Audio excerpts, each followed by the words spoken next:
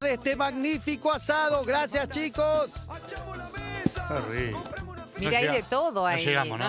No sé, ¿eh? Sí, a las 8, llegamos. hasta las 7:30. 7:30 la pileta, a las empiezan 8 a sacar el a los, predio. claro. ¿Y cuánto tenemos hasta ahí, Fer? Nah, llegamos rápido. Allá vamos entonces, Sí. el asadito, qué lindo, pileta con agua Sí. salada.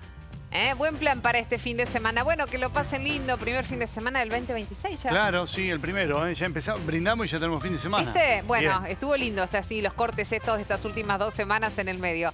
Que tengas un lindo viernes, nos encontramos el lunes, ¿te Sí, parece? claro, por supuesto, con todo el equipo. Quédate con Sol Pérez, que está en Cortá por Lozano, junto a Augusto Telias también, y nosotros el lunes a la 1 estamos acá. Chau.